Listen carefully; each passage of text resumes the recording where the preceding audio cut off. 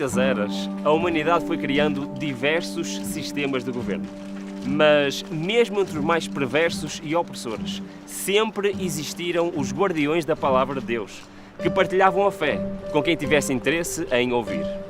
No quarto episódio desta série sobre o grande conflito entre o bem e o mal, nós viemos a este lugar esplêndido para ver de perto os vales e as montanhas onde os valdenses se refugiaram quando foram perseguidos pelo poder papal. E eu estou maravilhado por estar aqui, neste lugar que abrigou os pioneiros da Reforma.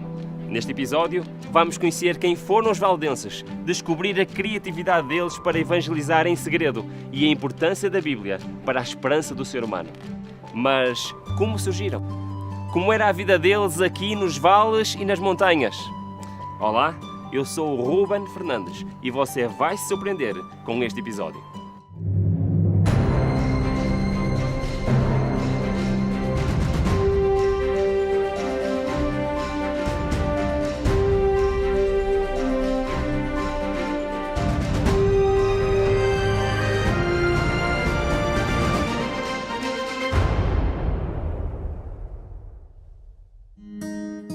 Tudo começou quando um rico comerciante francês chamado Pedro Valdo teve acesso aos evangelhos e leu a história do jovem rico.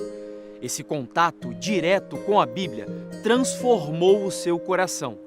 A frase de Jesus, "Vende tudo o que tens e segue-me", mudou totalmente a sua visão do mundo. Ele contratou tradutores para traduzir vários livros da Bíblia da Vulgata Latina para o seu dialeto franco-provençal. A tradução foi apresentada em Roma e elogiada pelo Papa. Isso encorajou Pedro Valdo a aprender e ensinar em público. Ele memorizou os textos e começou a pregar o Evangelho pelas ruas da cidade de Lyon. Depois de livrar-se dos seus bens, doando aos pobres, à esposa e familiares. Isso aconteceu quando ele tinha cerca de 30 anos de idade, em 1170. Valdo tornou-se um missionário peregrino, mesmo sem ser sacerdote. Entre outras questões que surgiram a partir da leitura da Bíblia, ele questionava principalmente o poder absoluto e o luxo da igreja. Logo, conquistou adeptos que também se desfizeram dos seus bens para viverem uma vida simples, pregando o Evangelho. Os bispos locais reclamaram que Valdo e os seus seguidores estavam invadindo as suas tarefas de pregação e, por isso, o arcebispo Guichard de Lyon os proibiu de pregar. Então, no Concílio de Latrão, em 1179, Pedro Valdo foi até Roma solicitar ao Papa Alexandre III uma autorização eclesiástica para que ele e os seus seguidores fossem reconhecidos como uma ordem. O Papa ouviu os posicionamentos de Valdo e disse que ele poderia pregar em qualquer lugar, desde que os bispos locais aprovassem. Ou seja, nunca. Ele voltou do concílio afirmando que mais importa obedecer a Deus do que aos homens e continuou a pregar mesmo sem autorização. No Concílio de Verona, em 1184, o Papa Lúcio III excomungou os valdenses da igreja por desobediência e por heresia. Dentre os povos da Europa, os valdenses foram um dos primeiros a terem acesso a pelo menos partes da Bíblia na sua língua materna. E essa foi uma das razões pela qual foram expulsos da igreja romana. Isso fez deles os precursores da Reforma, restaurando o fervor da fé apostólica primitiva. Para os valdenses, assim como para os apóstolos, a palavra de Deus é a única autoridade suprema e infalível. Ao serem declarados hereges, os valdenses fugiram de Lyon e instalaram-se aqui, nos vales de Piemonte e em Luberon, e continuaram a pregar de forma clandestina, disfarçados de mercadores ou vendedores ambulantes. Eles construíram as suas casas, capelas e escolas, estudavam, compilavam e decoravam os evangelhos, e ainda cultivavam o próprio alimento, rebanhos e vinhas. Isolados da sociedade, perseguidos e fazendo cultos secretamente nas cavernas, a vida nas montanhas não era nada fácil.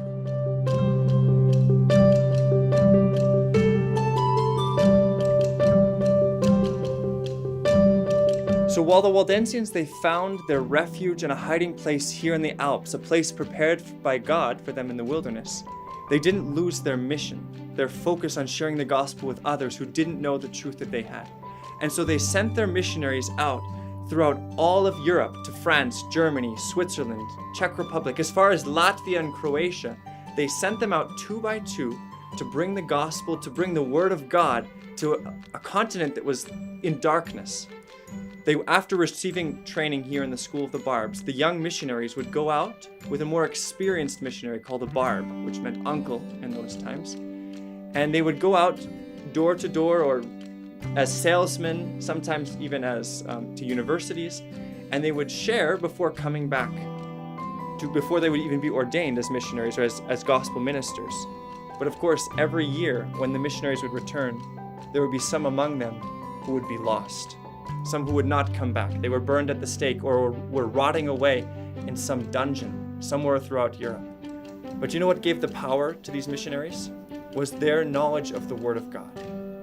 There was a historian Ledger from the 1500s who said, "You can hardly find a priest who knows 3 chapters of the Bible by memory, but yet even our women by the fireplace, they know the whole New Testament from memory." That was what gave power, was knowing the Word of God. That's what kept them, even through intense persecution, gave them strength. Or when they were rotting away in the dungeon, that gave them strength to continue even though they were suffering for Jesus Christ.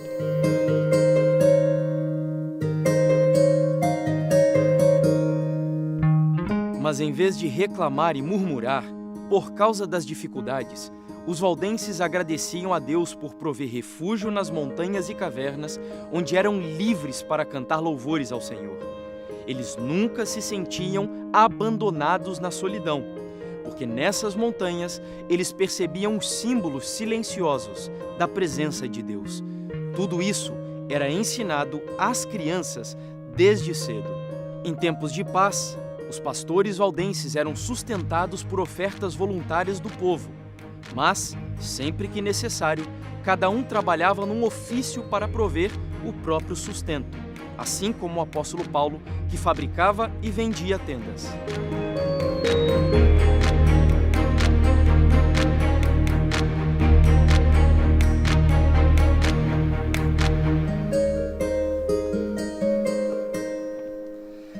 Em escolas como esta, aqui nas montanhas, os jovens valdenses, além dos conhecimentos gerais, aprendiam estratégias criativas para atrair os interessados ao Evangelho. Também aprendiam a evangelizar de modo disfarçado através de perguntas inteligentes. E eles eram sabiamente educados, moldados e preparados para não se contaminarem com as tentações às quais seriam expostos no ambiente académico. Além de decorar os livros, os valdenses copiavam partes dos evangelhos e os levavam escondidos na própria roupa. Quando um cliente demonstrava interesse nos assuntos bíblicos, eles falavam da esperança em Cristo e deixavam as partes manuscritas para quem quisesse receber. So the Bible was so important to the Waldensians because they knew the power of the Word of God. They were among the first Christians in Europe, far before the Reformation, to have the Bible in their own language, in the Romance tongue, or the Occitan language, which was covering southern France and northern Italy. They learned the Bible from memory, so that they could also be able to have it with them at all times, to make copies of it, so that they could share with others. And it was so important to them, because they knew that if they had it here in their mind, it could not be taken from them. There's one story of 2 Waldensians that were taken captive and thrown into a dungeon here in northern Italy in Piedmont. And as they were there, they heard on the other side of a wall singing and singing praises to God. And so they dug for some time to make a hole through the wall so that they could speak with the person on the other side. And as they finished making the small hole that they could speak, they found out it was also a Waldensian Christian. But he had been there alone in this dungeon for 9 years. But through this time, he was still singing praises to God, and he was thanking God that he could suffer for Jesus' sake. You see, he had the Word of God in his mind, and no one could take it from him. Desde pequenos, Os jovens valdenses eram educados com um propósito missionário em vista. Eles compreendiam o trabalho e executavam.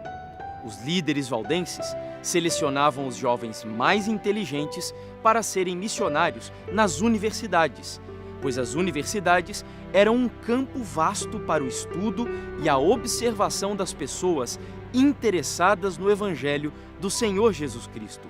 Até a sua ordenação, o processo de preparação dos jovens missionários levava 5 anos, sendo 4 invernos dedicados ao estudo e memorização da Bíblia, e 1 ano de isolamento e consagração. Então, eles saíam para os locais longínquos e misturavam-se com os outros alunos, faziam amizades e disseminavam os princípios da antiga fé cristã por toda a escola. Como eles também eram muito bem treinados, nunca confidenciavam a ninguém sobre a sua fé. Nenhum inquérito era capaz de descobrir a fonte da sua suposta heresia corruptora, como achavam os clérigos.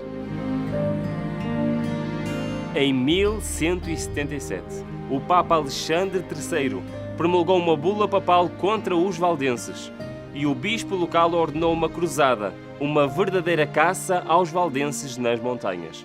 O bispo prometeu indulgências plenas aos alistados, ou seja, o céu estava garantido, sem passagem pelo purgatório. Eles também poderiam tomar posse das terras dos valdenses que matassem. Com isso, uma verdadeira carnificina aconteceu, de tempos em tempos, durante os séculos de perseguição. The position of the Waldensians in northern Italy was always a headache for those in Rome, for the papacy, for the Pope, and he often sent letters to the Duke of Savoy, who was the leader basically of the Kingdom of Savoy, which encompassed Piedmont as well as Savoy, which is an area of France, south of Geneva. And he often would send letters to this Duke of Savoy from the Pope, and the Pope would send these letters to the Duke of Savoy, saying, you need to eliminate these people. Often, though, these thunders from Rome would just kind of roll over the mountains because the Duke of Savoy, he had no real desire to destroy these people because they were some of the most honest, hard-working people in his kingdom. They made no problems. They kept all the laws except when it came to religion. So often they were saved just by that fact, by their faithfulness to their sovereign. But this was not, of course, always the case. If there was a duke who came in power who was much more fanatical with his religion or much closer to the church, then of course persecution would break upon these people. One such instance happened in the year 1488. This is when he sent General Cantaneo with his troops to eliminate the Waldensians here in the valleys. They started and they reached the lower valley down near Torre Pellice and they set up their camp. During this time, of course, though, the Waldensians, they had fled up the mountain, up the valleys here, up to the Pro del Torno, which was their final place of refuge, their final fortress. Along the way, though, they were singing, and singing even as they were preparing for what they knew could be their end. Maybe just a few days, a few hours, and the enemy would be upon them. But they were singing praises to God as they retreated up to their mountain hideaway. Now, Cantaneo, he had sent his troops up the Angrania Valley to try to catch them off guard. But there were some of the Waldensian men who fought them back and beat them and actually defeated them lower down the valley before then retreating themselves up into the Pro del Torno. Then, some days later, Cantaneo sent his full force up the Angrania River through the very space where we are now, where it became very narrow. And this is why the Pro del Torno was really their fortress, because you had very high stone walls, very narrow passageway that you could only walk single file. And so the troops, the Piedmontese troops, were marching here single file up along the Angrania River to destroy the Waldensians above. At this time, of course, the Waldensians in Pro del Torno are kneeling down, are praying and asking God for their deliverance. And they see the deliverance coming. They see over the mountain here, up on the very top, out of sight of the army from Cantaneo, they see a cloud about the size of a man's hand, which is starting to form, and it starts to grow bigger and bigger, and then it starts to go down and fill this valley, a very dark cloud that just completely fills the Angrania Valley here. So the soldiers have difficulty even seeing. the Waldensians, seeing that God has delivered them, they run to their different places along the valley here and start to roll stones down on their attackers. The darkness, the stones, the attack from the few Waldensians on the front of the column of soldiers throws them into complete chaos, and they start to push each other out of the way, many dying in the river, drowning or being pushed to the rocks below to their death. And they make a complete retreat.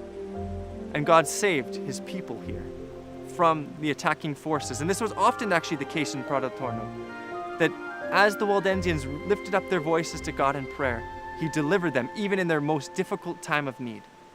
But what's amazing is that even though they were retreating, even though they were in danger, and as they were preparing for this attack, they were singing praises to God. They trusted in him.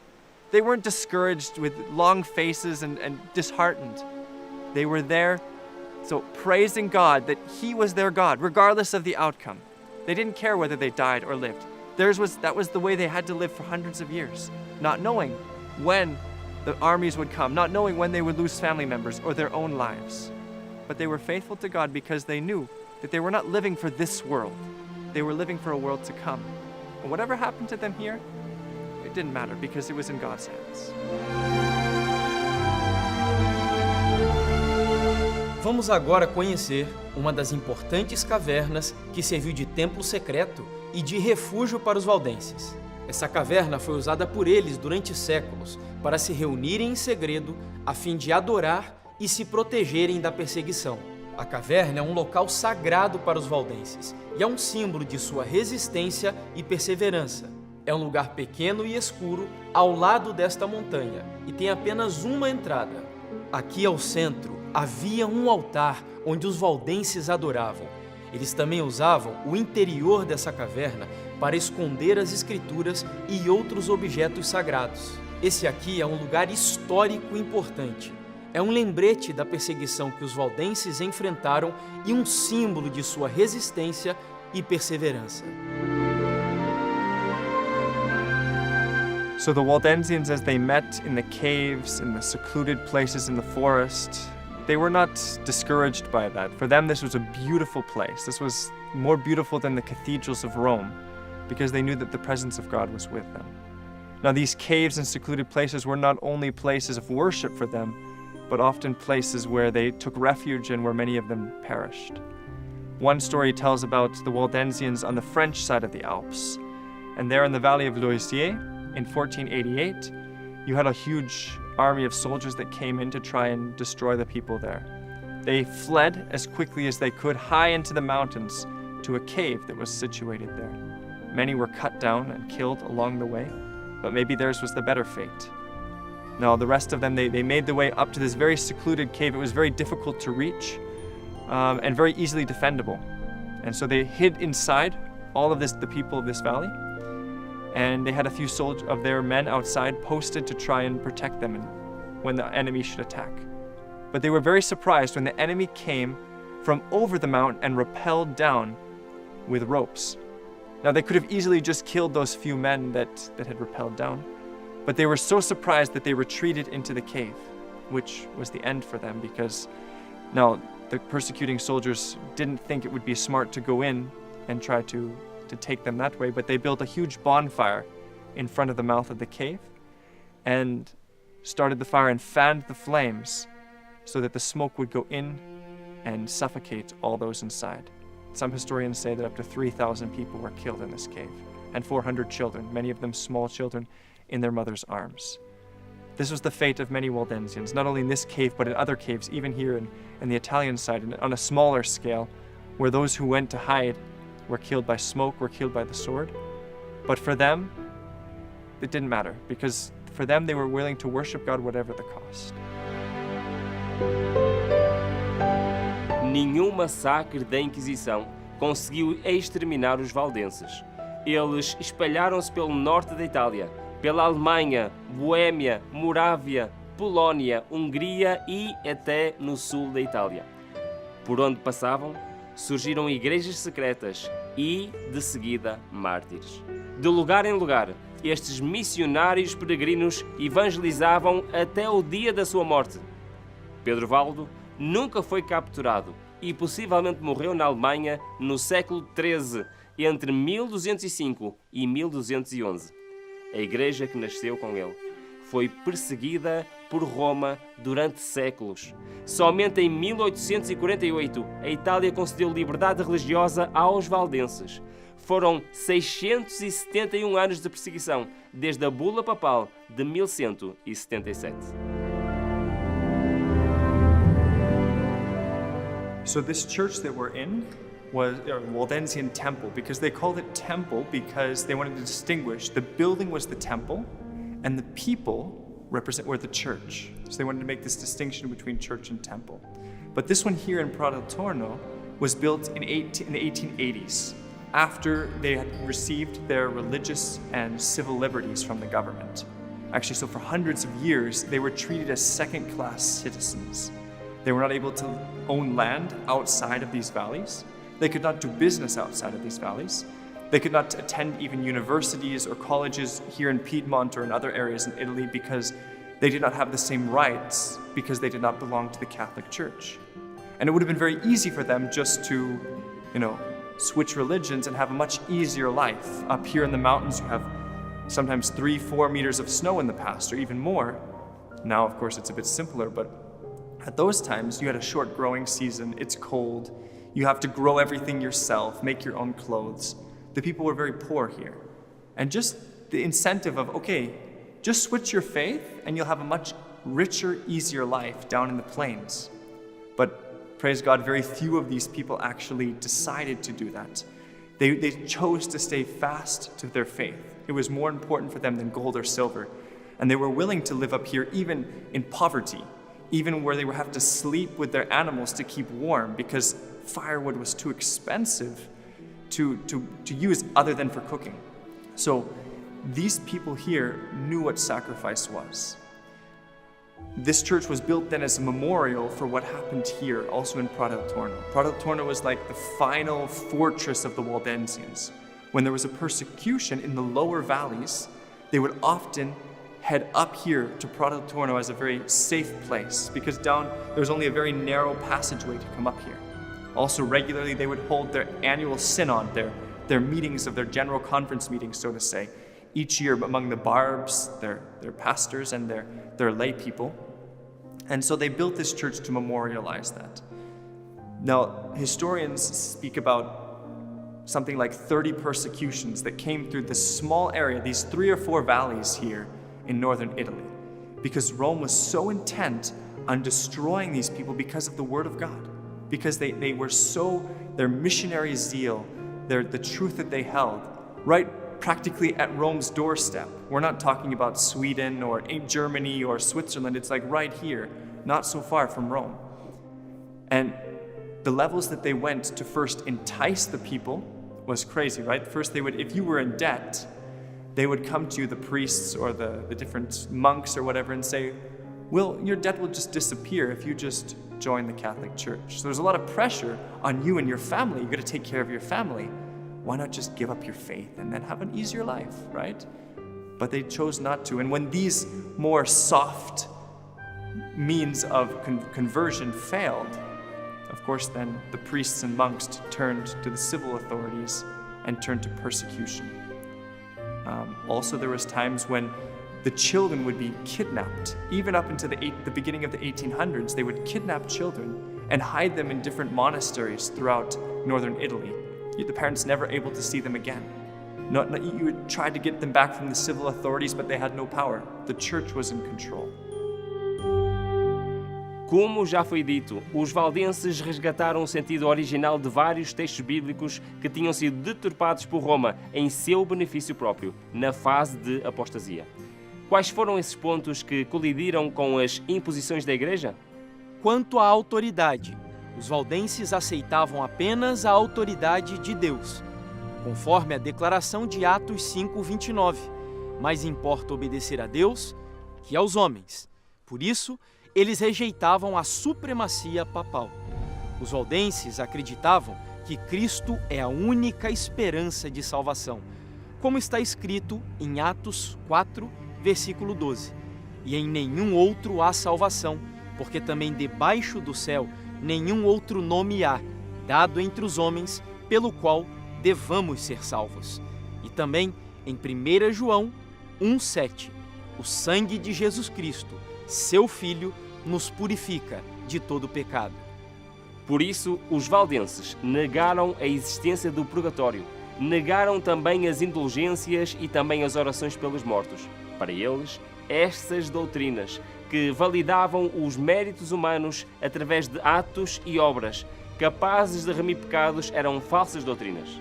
Eles entendiam que o fundamento da fé cristã é Jesus Cristo, o Filho de Deus, crucificado e ressuscitado. Neste momento dessa nossa viagem pela história do cristianismo e do grande conflito entre o bem e o mal, eu quero destacar uma questão importante. A fé, ensinada pelos cristãos valdenses, não era nova.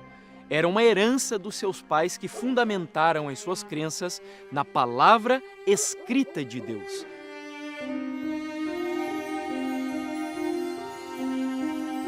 Os valdenses sentiam uma grande responsabilidade de compartilhar a verdade da palavra de Deus e não apenas retê-la nas suas igrejas. Eles sentiam o dever de libertar as pessoas aprisionadas pelos enganos pagãos impostos por Roma. E a fim de realizar a missão de levar a luz de Cristo através das Escrituras, estavam até mesmo dispostos a morrer. Os valdenses espalharam-se por muitos países e plantaram a semente da reforma, que se iniciaria mais tarde, no tempo de Wycliffe, cresceu nos dias de Lutero e continuará até o fim dos tempos, realizada por todos aqueles que estiverem dispostos a sofrer todas as coisas pela palavra de Deus e o testemunho de Jesus Cristo. E você, tem tido contato com Deus através do estudo da Bíblia? Se a resposta for não, eu quero convidar você a estudá-la e abrir a sua mente e o seu coração, porque onde a palavra de Deus penetra, seguramente a vida é transformada. No próximo episódio, vamos para a Inglaterra, onde vamos conhecer a história de John Wycliffe, um doutor em Teologia e Filosofia de Oxford. Depois de ele ter contacto com a Bíblia, a sua mentalidade mudou totalmente. Os efeitos das suas descobertas mudaram não só a Wycliffe, mas também a história da Inglaterra e, mais tarde, até a história de outros países. Não percam o próximo episódio desta viagem incrível pela história do cristianismo e do grande conflito entre o bem e o mal.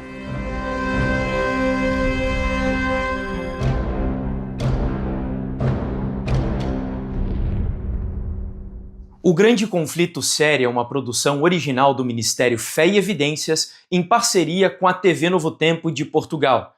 Isso significa que nós precisamos do seu apoio para fazer com que estes materiais alcancem milhares e, por que não, milhões de pessoas em todo o mundo.